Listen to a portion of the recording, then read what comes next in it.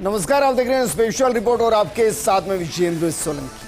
बांग्लादेश जो अपनी आजादी के लिए भारत के सामने गिड़गिड़ा रहा था, जिसको भारत ने बनाया, जो भारत के दम पर आगे बढ़ा, वहां जमाते इस्लामी लोग के सत्ता में आने से बांग्लादेश पाकिस्तान की राह पर चल निकला। वही आतंकी पालना, हिंदुओं को निशाना बनाना, मुस्लिम राष्ट्र की मांग करना और चीन की चाटुकारिता में बड़ बोले बयान देना, भारत के खिलाफ षड्यंत्र रचना और भारत को ही तोड़ने तक की बातें करना। लेकिन क्या वाकई में बांग्लादेश में जो हिंदुओं को मारा जा रहा है, जलाया जा रहा है, वो भारत को उकसाने और जंग में धकेलने की साजिश है, जिसे भारत के दुश्मन ऑपरेशन सिंदूर के वक्त पूरा नहीं कर पाए? क्या इत्तेफाक है कि बीते कुछ सालों में पहले भारत को गृह युद्ध में धकेल कर सत्ता बदलने की साजिशें रची गई और जब कामयाबी नहीं मिली तो भारत को युद्ध में धकेलने की अंतर्राष्ट्रीय साजिशें रची जा रही हैं? और क्या पाकिस्तान को भी एक और प्यादा मिल गया है? अभी तक पाकिस्तान प्यादा था, अब पाकिस्तान को भी एक प्यादा मिल गया है बांग्लादेश के रूप में। आज हम आपको बांग्लादेश के बदलने, हिंदुओं को टारगेट करने और चीन के हाथों खेलने की साजिश की पूरी स्क्रिप्ट बताने वाले हैं, क्योंकि बांग्लादेश को यह नहीं भूलना चाहिए कि भारत ने ही उसको बनाया था, भारत उसको तोड़ भी सकता है।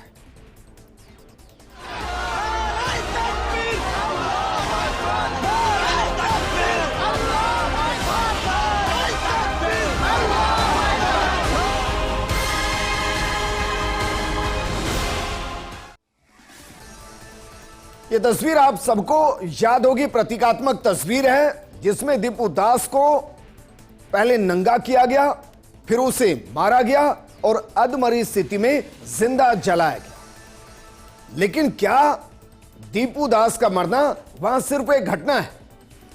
क्या वहां की सरकार को इसकी जानकारी नहीं? क्या वहां की पुलिस को इसकी जानकारी नहीं थी? आप समझिए क्यों 2024 से अभी तक वहां 75 घटनाएं घटी हैं जिनमें हिंदुओं को टारगेट किया गया, मंदिरों को टारगेट किया गया। क्या ये वो विचारधारा नहीं कि हम अगर पावर में हैं, हमारी पॉपुलेशन ज्यादा, तो आपके पास 3 विकल्प। पहला विकल्प छोड़कर भाग जाइए, दूसरा विकल्प धर्मांतरण कर लीजिए, इस्लाम कबूल कर लीजिए, और तीसरा मरने के लिए तैयार हो जाइए। क्या ये 3 ही विकल्प बांग्लादेश में बचे हैं?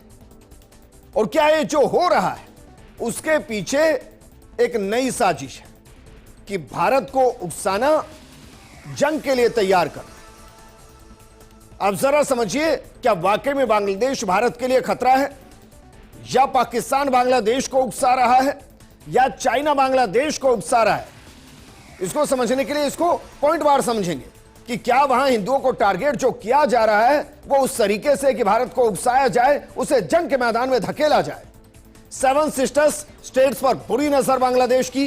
हालांकि ये एक ऐसा सपना है जो कभी पूरा नहीं हो सकता, क्योंकि 7 सिस्टर्स अलग हो या ना हो, अगर ये सोचकर कोशिश भी की तो चटगांव के 2 टुकड़े भारत जरूर कर देगा। एंटी इंडिया सेंटिमेंट से खुला तीसरा मोर्चा जो बांग्लादेश के अंदर एक्टिव है। इस्लामी कट्टरपंथियों को वहां लगातार बढ़ावा दिया गया है, यहां तक कि आतंकियों को वहां छोड़ा गया है, और जो भारत विरोधी विचारधारा है उसको तेजी से वहां बढ़ाया गया है। उसके अलावा बांग्लादेश में चीन की लगातार दखल अंदाजी बढ़ रही है, उन इलाकों में ज्यादा बढ़ रही है जो भारत के बॉर्डर इलाके हैं। पाकिस्तान से नजदीकियां बढ़ रही हैं, लगातार दौरे चल रही हैं, और मुनीर के पावर में आने के बाद बांग्लादेश को ऑलमोस्ट मुनीर और चाइना हाईजैक करने की स्थिति में, और हिंदुओं को टारगेट कर भारत को भड़काने की साजिशें रची जा रही हैं। इसमें दोनों ही चीजें हैं।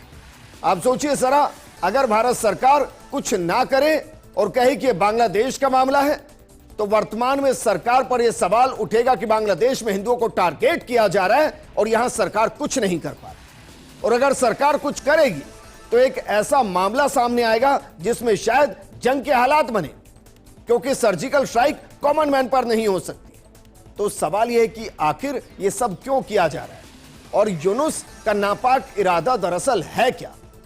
इसको आज समझने की जरूरत है, क्योंकि दीपू दास का वहां इस तरीके से जलाना यह महज इत्तेफाक नहीं है। मोहम्मद यूनुस इसी साल अप्रैल में चीन के दौरे पर गए थे। अपनी 4 दिवसीय यात्रा के दौरान चीन के साथ घनिष्ठ आर्थिक संबंधों की वकालत की थी और प्रस्ताव दिया था कि चीन की भागीदारी भारत के साथ पूर्वोत्तर राज्यों तक विस्तारित हो सकती। इस बात पर जोर दिया था कि ये राज्य चारों तरफ से भूमि से घिरे हुए हैं और बांग्लादेश के माध्यम से पहुंच से उन्हें लाभ हो सकता है। बीजिंग में एक गोलमेज कॉन्फ्रेंस के दौरान यूसुफ ने क्षेत्र में महासागर के एकमात्र संरक्षक के रूप में बांग्लादेश की अद्वितीय स्थिति पर चर्चा की थी। उन्होंने बताया कि भारत के पूर्वोत्तर राज्यों में समुद्र तक सीधी पहुंच नहीं है और यूनुस ने सुझाव दिया था कि वो स्थिति एक बड़ा अवसर देती है क्योंकि ये क्षेत्र चीनी अर्थव्यवस्था के विस्तार के रूप में काम कर सकता है। मतलब इस क्षेत्र में चीन को घुसने का खुला निमंत्रण दिया गया था। दूसरी घटना अक्टूबर 2025 की है। यूनुस ने एक पाकिस्तानी जर्नल को एक किताब भेंट की थी जिसमें विवादित नक्शा दिया गया था और इस नक्शे में असम और अन्य उत्तर पूर्वी राज्यों को बांग्लादेश का हिस्सा दर्शाया गया। क्या वाकई में यह करने की हिम्मत बांग्लादेश रखता है, जो जानता है कि भारत अगर चाहे तो अगले कुछ घंटों में उसका जो सामरिक और आर्थिक दृष्टिकोण से महत्वपूर्ण चटगांव है उसको चटका कर 2 हिस्सों में करके एक हिस्से को भारत में जोड़ सकता है और उसमें ना पाकिस्तान काम आएगा ना उसमें चाइना काम आएगा। लेकिन क्या वाकई में पाकिस्तान बांग्लादेश को आतंकी स्थान बना रहा है, आतंकी देश बना रहा है? इसको समझिए और इस बयान को समझिए कि जो हो रहा है वो क्यों हो रहा है। हाफिज सईद खाली नहीं बैठे हैं, वो बांग्लादेश के रास्ते भारत पर हमले की तैयारी कर रहे हैं।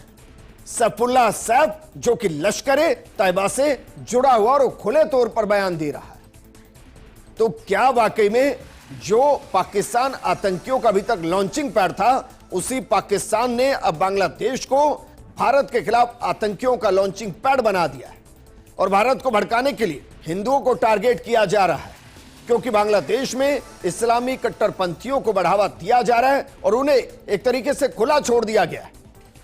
बांग्लादेश की नई रिजीम सिस्टमैटिक तरीके से आतंकवाद को बढ़ावा दे रही है। कट्टरपंथी ने काउंटर टेररिज्म एजेंसियों को दूसरे कामों में लगाकर उनकी पावर को लगभग खत्म कर दिया है और जिन आतंकवादियों को उम्र कैद या मौत की सजा बांग्लादेश में मिली हुई थी उन्हें जमानत दे दी गई। सुरक्षा बलों को भी लग रहा है कि सरकार के कुछ लोग किसी मकसद से ही काम करें या किसी के हाथों की कठपुतली बन चुके हैं। अब याद कीजिए 1971 पाकिस्तान आर्मी के साथ मिलकर कई हत्याएं करने वाली जमात इस्लामी मार्च 2026 में होने वाले चुनाव में उतरने की तैयारी कर रही है और उससे पहले वहां हिंदुओं को टारगेट किया जा रहा है ताकि एक मुश्त वोट जमात इस्लामी को मिल जाए। शेख हसीना के बेटे सजीब वाजे जॉय ने दावा किया है कि बांग्लादेश में आतंकी ट्रेनिंग कैंप शुरू हो चुके हैं, अलकायदा के कमांडर एक्टिव हो चुके हैं, लश्कर के सरगना भाषण दे रहे हैं और बांग्लादेश के आतंकी संगठन जमात उल मुजाहिदीन के पाकिस्तानी पार्टी तहरीक तालिबान पाकिस्तान और आतंकी संगठन अलकायदा से संबंध है। तो क्या वाकई में एक ऑपरेशन बांग्लादेश के खिलाफ लॉन्च हो सकता है जिसमें अलकायदा, इसके अलावा जैश ए मोहम्मद और जो मुजाहिदीन के वहां आतंकी कैंप है उनको उड़ा दिया जाए? लेकिन सवाल यह है कि दीपू दास और बाकियों पर आतंकियों ने अटैक नहीं किया, वहां पर अटैक किया वहां के सिविलियंस ने। तो क्या वहां के लोगों को भड़काया जा रहा है और भड़काने वाली वो जमात इस्लामी है जो 1971 के अंदर हिंदुओं के नरसंहार के लिए जिम्मेदार थी और क्या वो वहां पर सत्ता हासिल करने के लिए हिंदुओं को टारगेट कर रही है, चुन चुन कर मार रही है, या फिर उस विचारधारा को आगे बढ़ा रही है जिसमें अगर उनकी पॉपुलेशन बढ़ जाए तो 3 ही ऑप्शन दिए जाएंगे, या तो आप धर्म को बदल लीजिए और मुसलमान हो जाइए, या फिर आप मरने को तैयार हो जाइए, या फिर जगह छोड़कर भाग जाइए।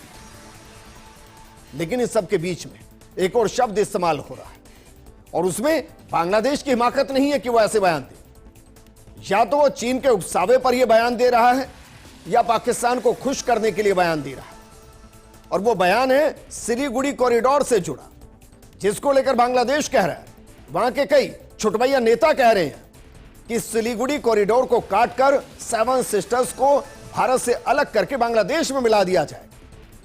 तो चलिए जरा देखिए सिलीगुड़ी कॉरिडोर है क्या।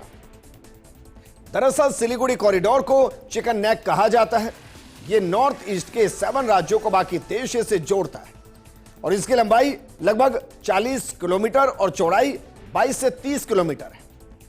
इसके एक तरफ नेपाल है, दूसरी तरफ बांग्लादेश है, एक तरफ इसकी सीमाएं भूटान से लगती है। यहां से चीन महज 200 किलोमीटर दूर है और यह बांग्लादेश की लालमोनीरहाट एयरबेस से सिर्फ 135 किलोमीटर दूर है। और इसको समझिए जरा, क्योंकि बीते 54 साल से सिलीगुड़ी की सुरक्षा को लेकर भारत पूरे तरीके से आश्वस्त था, क्योंकि वहां एक ऐसी सरकार थी जो भारत के साथ मिलकर काम करती और भारत को लगता था कि एक दौर में जो 3 मोर्चे जंग के हमेशा खुले रहते थे, एक पाकिस्तान, एक पूर्वी पाकिस्तान और एक चाइना, उसमें से जब पूर्वी पाकिस्तान को काटकर अलग किया, बांग्लादेश बनाया, तो 54 सालों से भारत के लिए यह लगभग शांत इलाका था, यहां कोई डर नहीं था।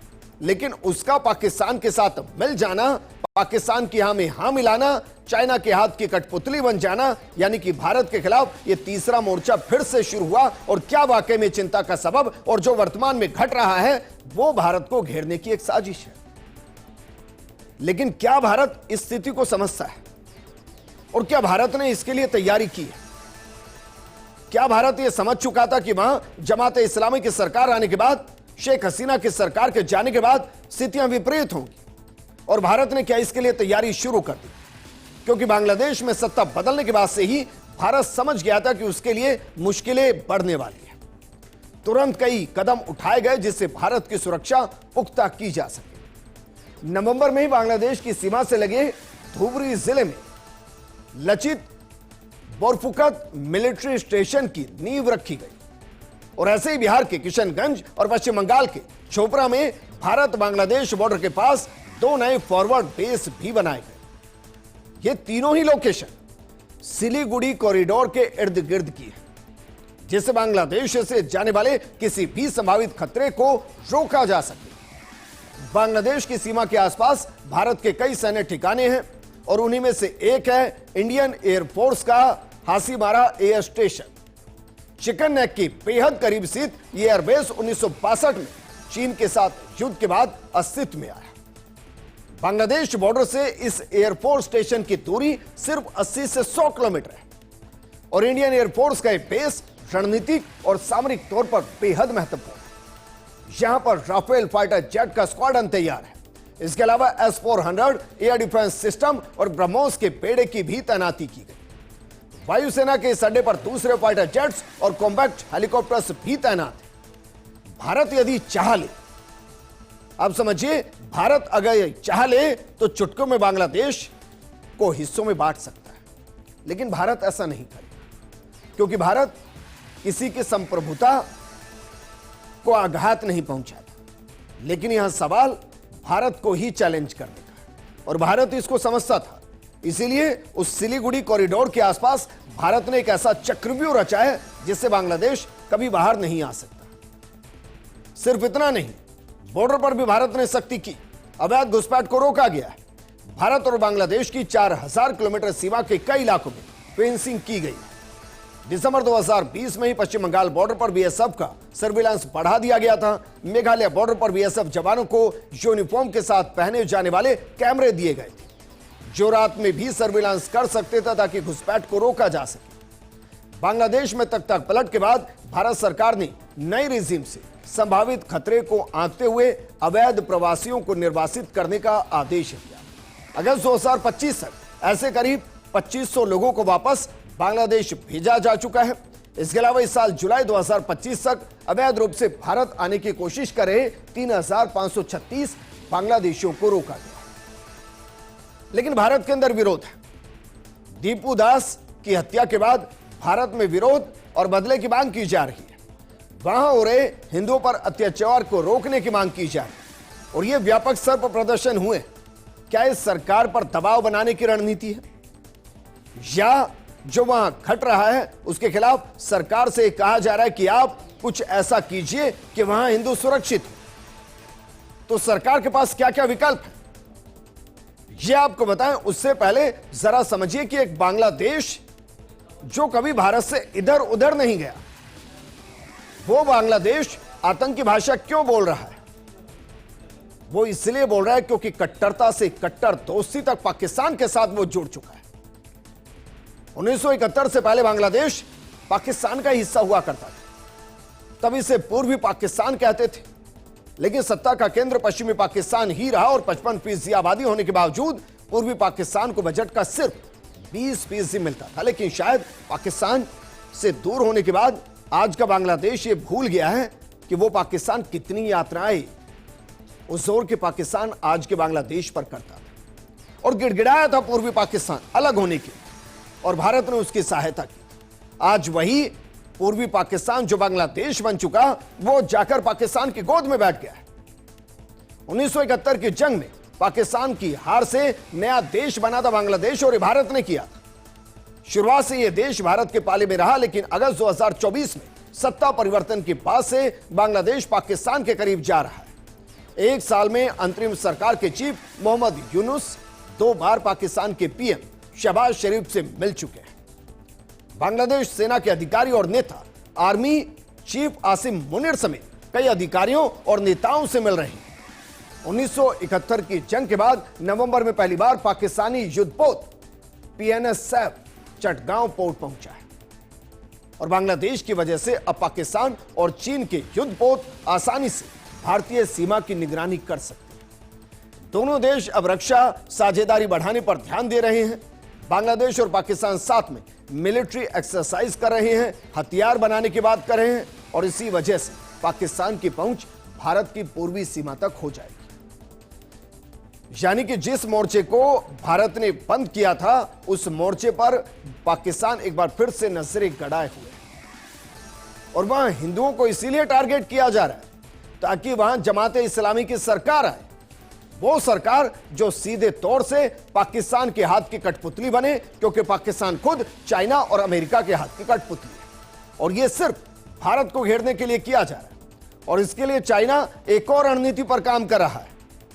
बांग्लादेश को कब्जा किस तरीके से चाइना कर रहा है, उसके लिए कुछ उदाहरण को समझिए, और फिर समझिए कि जो दीपू दास को वहां मारा जा रहा है, उसके जरिए किस माहौल को बनाने की कोशिश की जा रही है। वहां लाल मोंड्री हाट एयरबेस, इस पर चाइना अपनी नजरें गड़ाए हुआ है। इसके अलावा मोंगला पोर्ट पर चाइना नजरें गड़ाए हुआ है, और चटगांव पोर्ट पर चाइना अपनी नजरें गड़ाए हुआ है। और तीनों को समझिए, तीनों क्या जरूरी है भारत के लिए, क्योंकि भारतीय सीमा के पास बांग्लादेश के कई स्ट्रेटेजिक पोर्ट्स और एयरबेस है जिन पर चाइना का कंट्रोल हो रहा है। लाल मोंड्री हाट एयरबेस को फिर से शुरू करने के लिए चीन बांग्लादेश की मदद कर रहा है, और भारत से इसकी दूरी सिर्फ 20 किलोमीटर है, सिर्फ 20 किलोमीटर, जिससे भारत की सुरक्षा को खतरा है। मोंगला पोर्ट पर मार्च 2025 में हुई पाकिस्तान एक डील के मुताबिक चीन मोंगला पोर्ट के विकास के लिए $370 मिलियन यानी कि लगभग 3.3 हजार करोड़ रुपए निवेश करेगा, और कोलकाता से इस पोर्ट की दूरी महज 158 किलोमीटर है, जो रणनीतिक रूप से भारत के लिए महत्वपूर्ण है। चटगांव पोर्ट जो त्रिपुरा से सिर्फ 72 किलोमीटर की दूरी पर है, और इस पोर्ट से भारत नॉर्थ ईस्ट में गुड्स ट्रांसपोर्ट करता है। यहां चीन ने सबमरीन बेस, रिसर्च वेसल्स और सर्विलांस के लिए इंफ्रास्ट्रक्चर बनाए हैं। 2019 से 2023 तक बांग्लादेश ने 72% हथियार चाइना से खरीदे हैं। पाकिस्तान के बाद चीन अपने सबसे ज्यादा हथियार बांग्लादेश को ही बेचता है। मोहम्मद यूनुस इसी साल चीन से $2.2 बिलियन की 20 F-10 फाइटर जेट खरीदने की इच्छा भी जता चुके। तो क्या एक ऐसी सरकार के गठन जो पूरे तरीके से पाकिस्तान के हाथ में खेले और चाइना के हाथ में खेले, वहां हिंदुओं को टारगेट करके एक मेजॉरिटी को खुश किया जा रहा है? क्योंकि आपने वीडियो देखे होंगे, दीपू दास के जलने के वीडियो देखे होंगे, वहां सब वीडियो बना रहे हैं, वहां पुलिस नहीं है, वहां फोर्स नहीं है। कमाल की बात, जरा जाकर एक्स पर इस घटना से जुड़े कमेंट को देखिए, आपको एक बड़ा तबका लाखों की संख्या में मिलेगा जो अल्लाहू अकबर लिख रहा है, जो लिख रहा है कि जो हुआ बहुत अच्छा हुआ। उनकी नजर में कुछ गलत नहीं जो दीपू दास के साथ हुआ। क्या वो जमाते इस्लामी को बांग्लादेश में चुनाव के दौरान समर्थन नहीं देंगे? यकीनन देंगे। वहां एक ऐसी चरमपंथी सरकार की शुरुआत होने वाली है जो भारत के लिए यकीनन उस स्थिति को पैदा करेगी जो 1971 से पहले की है। और इसको समझने की जरूरत, क्योंकि वो तीसरा मोर्चा है जिसको भारत ने बंद किया। भारत पाकिस्तान में अब तक 3 जंग हो चुकी है, 1948, 1965, 1971, 2 और जोड़ लीजिए 1999 करगिल, और इसके अलावा जोड़ लीजिए ऑपरेशन सिंदूर। सब में भारत ने पाकिस्तान को पूरे तरीके से हराया और भारत को पूर्व और पश्चिम दोनों तरफ से हमलों का डर उस दौरान बना रहा था। उस दौरान चीन भी तीसरा मोर्चा होता था जो पाकिस्तान के समर्थन में रहता था। 1971 में भारत ने बांग्लादेश को आजादी दिलाई और उसके बाद पूर्वी सीमा से हमले की चिंता पूरी तरह से खत्म हो गई। 3 की जगह भारत को 2 मोर्चों के लिए ही तैयार रहना पड़ा। अब सोचिए, बांग्लादेश में एंटी इंडिया सेंटिमेंट और चीन पाकिस्तान से नजदीकी के चलते समीकरण बदल रही है। बांग्लादेश का तीसरा मोर्चा फिर से एक्टिव हो गया और अब भारत को अपनी सैन्य तैयारियां भी 3 मोर्चों पर फोकस करते हुए करनी पड़ रही है। लेकिन सवाल यह कि आखिर भारत अपनी सुरक्षा के लिए कितना तैयार है, और कहीं एक साजिश तो नहीं है। साजिश भारत को जंग की आग में धकेलने की, क्योंकि पाकिस्तान की आईएसआई जमात इस्लामी को सपोर्ट करती है, जो 1971 में पाकिस्तानी सेना के साथ मिलकर हिंदुओं पर अत्याचार कर चुकी है। आईएसआई बांग्लादेश में अस्थिरता बढ़ाकर भारत विरोधी माहौल बना रही है, रोहिंग्या या अन्य को भड़काकर जिहाद के लिए इस्तेमाल कर रही है। पाकिस्तानी नेता हालिया हिंसा पर भारत को उकसाने वाले बयान दे रहे और कह रहे हैं कि जैसे मानो भारत अगर हमला करे तो पाकिस्तान बांग्लादेश के साथ खड़ा हो। ऐसी स्थिति बनाई जा रही है कि भारत ना चाहते हुए युद्ध करने पर मजबूर हो जाए, लेकिन भारत ऐसा नहीं करेगा। भारत जानता है कि वहां क्या चल रहा है और भारत यह भी जानता है कि उसे कैसे निपटना है, और भारत यह भी समझता है कि पड़ोसी की नकेल कैसे कसनी है और उसके साथ व्यवहारों को कैसे दुरुस्त करना है। लेकिन फिर भी दीपू दास की इस घटना के बाद जिस तरीके से देश के अंदर दीपू दास के समर्थन में विरोध प्रदर्शन हो रहे हैं, उससे यकीनन सरकार पर दबाव है। लेकिन सरकार के पास क्या विकल्प है? हम 3 विकल्प आपको बता रहे हैं, ये हो सकते हैं, और यकीनन सरकार इनसे इतर भी बहुत कुछ सोच रही होगी। इनमें पहला विकल्प है बांग्लादेश में स्थिरता लानी होगी। भारत को अपनी सुरक्षा के लिए जरूरी है कि बांग्लादेश में स्थिरता लाई जाए। वहां चुनाव होने वाले हैं, उसमें चाहे बांग्लादेश नेशनल पार्टी जीते या फिर जमात इस्लामी, जरूरी है कि वहां स्थिरता आए और इसके लिए भारत को अंतर्राष्ट्रीय दबाव बनाना चाहिए। दूसरा विकल्प है बातचीत। पहला विकल्प अंतिम नहीं है। भारत और बांग्लादेश के बीच के रिश्ते अभी आउट ऑफ कंट्रोल नहीं हुए, उन्हें अभी बातचीत और अंतर्राष्ट्रीय दबाव से सुधारा जा सकता है। भारत बिग ब्रदर की भूमिका में रहने का भरोसा कायम कर सकता है। तीसरा, बड़ा एक्शन लेना पड़े तो लेना चाहिए। अभी तो भारत को बातचीत से समस्या सुलझाने की कोशिश करनी चाहिए, लेकिन अगर 1971 की तरह भारत में रिफ्यूजी का संकट खड़ा हो जाए तो सख्त कदम उठाने को तैयार रहना चाहिए। भारत को अपनी सीमाओं पर भी सतर्कता बनाए रखनी चाहिए, जिससे बांग्लादेश से आने वाली कोई कट्टरपंथी सोच का प्रभाव भारत पर ना पड़े। यह भी सच है कि बांग्लादेश भारत के लिए कोई लॉन्ग टर्म प्रॉब्लम नहीं है, लंबी समस्या नहीं है। पाकिस्तान भी ज्यादा दिनों तक बांग्लादेश पर अपना प्रभाव नहीं रख सकता, यह भी सच है। आखिरकार बांग्लादेश को समझना होगा कि उसका फायदा भारत से दोस्ती रखने में ही है, क्योंकि दुश्मनी अगर होगी तो हो सकता है कि जैसे पाकिस्तान के 2 टुकड़े हुए, बांग्लादेश भी 2 टुकड़ों में बढ़ जाए, और जिस चटगांव पर वो गुरूर करता है वो चटगांव चकनाचूर होकर 2 हिस्सों में बढ़ जाए। क्योंकि जैसे सिलीगुड़ी कॉरिडोर है, ऐसे ही उनका पूरा चटगांव है, जहां से त्रिपुरा के माध्यम से भारत आराम से उसके 2 टुकड़े कर सकता है। बांग्लादेश सोचिए जरा, 3 तरफ से भारत से घिरा है, 90% बॉर्डर भारत से घिरा है। मोहम्मद यूनुस और हिंदू विरोधी बांग्लादेशियों को यह अच्छे से पता है। राफेल फाइटर जेट की रफ्तार तकरीबन 2000 किलोमीटर प्रति घंटे की है। ब्रह्मोस क्रूज मिसाइल की रफ्तार 3700 किलोमीटर प्रति घंटे की, और यह पाकिस्तान भी जानता है, चाइना भी जानता है। अब यदि बांग्लादेश भारत से टकराने की हिमाकत करता है तो भारत पल भर में ढाका समेत पूरे बांग्लादेश को धूल में मिला सकता है। मोहम्मद यूनुस और उनके शागिर्द शायद इस तथ्य से अनजान है कि चिकन नेक को तोड़कर पूर्वोत्तर की 7 राज्यों को शेष भारत से काटने की नापाक कोशिश करने से पहले पूरे बांग्लादेश का अस्तित्व संकट में पड़ सकता है।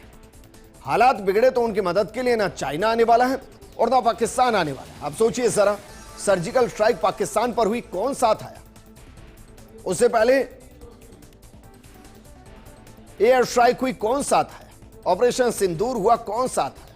ये तो बांग्लादेश है। लेकिन दूसरी तरफ क्या सिर्फ वहां हिंदुओं को इसलिए टारगेट किया जा रहा है ताकि वहां एक सरकार बन सके? और क्या वहां सरकार बनने के लिए हिंदुओं की आहुतियां ली जा रही? और क्या मानकर चलें कि जो नई सरकार आएगी वो हिंदुओं के कत्लेआम को रोकेगी या और ज्यादा बढ़ाएगी? क्योंकि मानकर चलिए जो वहां हो रहा है उसमें धर्म तो है ही, जिसका सहारा वहां ले रहे हैं, उससे ज्यादा गद्दी है जिसके चुनाव अगले साल होने हैं और वहां मेजॉरिटी एक ऐसी आवाम की है जो वहां हिंदुओं को टारगेट होने के बावजूद रोक नहीं पा रही। इसका मतलब मौन समर्थन है। और जमात इस्लामी इसी का फायदा उठा रही है, आईएसआई इसी का फायदा उठा रही है। भारत को अंतर्राष्ट्रीय दबाव के साथ जो कदम है वो उठाने चाहिए और हिंदुओं को वहां सियासी मोहरा बनकर मरने के लिए नहीं छोड़ना चाहिए। इस प्रोग्राम में फिलहाल इतना ही। नमस्कार।